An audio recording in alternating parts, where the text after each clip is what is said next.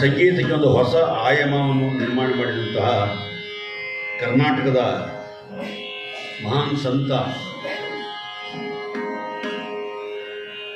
ಕರ್ನಾಟಕ ಸಂಗೀತ ಪಿತಾಮಹ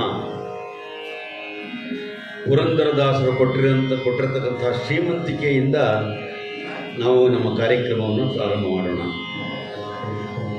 ಬಹುಶಃ ಪುರಂದರದಾಸರು ಸೃಷ್ಟಿ ಮಾಡಿರುವಂತಹ ಟ್ಯೂನ್ ಇದೆಯಲ್ಲ, ಅದೇ ವಿಶ್ವವಂದಿತವಾದ ಟ್ಯೂನ್ ಪುರಂದರದಾಸರು.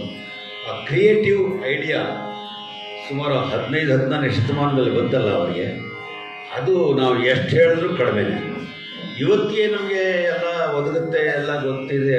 ಆ ಕಾಲಕ್ಕೆ ಕ್ರಿಯೇಟಿವ್ ಕಂಪೋಸಿಷನ್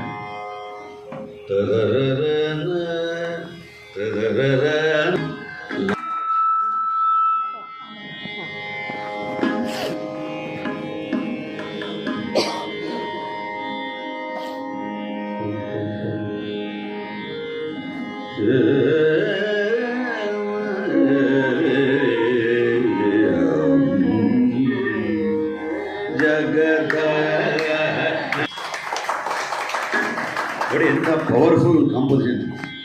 ಅರ್ಥ ಆಗುತ್ತೋ ಬಿಡ್ತೋ ಅದೆಲ್ಲ ಬೇರೆ, ಆದರೆ ಈ ಮ್ಯೂಸಿಕಲ್ ವೈಬ್ರೇಷನ್, ಸಾಹಿತ್ಯದ ಸೌಂದರ್ಯ ನೋಡಿ.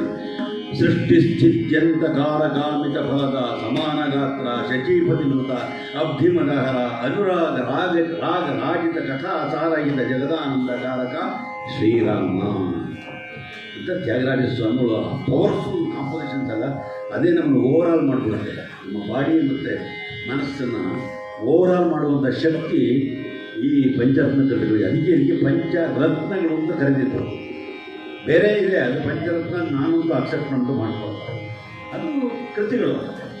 ಪಂಚರತ್ನ ಅಂತ ಹೇಳಬೇಕಾದ್ರೆ must have A very very impactful and powerful and divine. ಆ ಕಾಂಪೋಸಿಷನ್ ಮಾತ್ರ ನಾವು ಪಂಚರತ್ನ ಕರೀತೀವಿ. ಮುಂದೆ ಹಾಡೋದು ದುಡುಕುಗಲ ನನ್ನೇ ದೊರಕೊಡೋದು ಗುರೋಚುರ ಅಂತ ಹೇಳ್ತಾರೆ. ದುಡುಕು ಅಂದರೆ ತಪ್ಪುಗಳು ಅಂತ ಅರ್ಥ. ನಾವು ದಿನ ಅದೇ ಮಾಡ್ತಾ ಇರ್ತೀವಿ. ಅಟ್ಲೀಸ್ಟ್ ವರ್ಷಕ್ಕೆ ಒಂದ್ಸಾರಿನಾರು ತಪ್ಪು ಮಾಡೋದು ಬೇಡ ಅಂತ ಪ್ರಾರ್ಥನೆ ಮಾಡೋದಕ್ಕೆ ಈ ಕೃತಿನ ಹಾಡ್ತೀವಿ ನಾವು.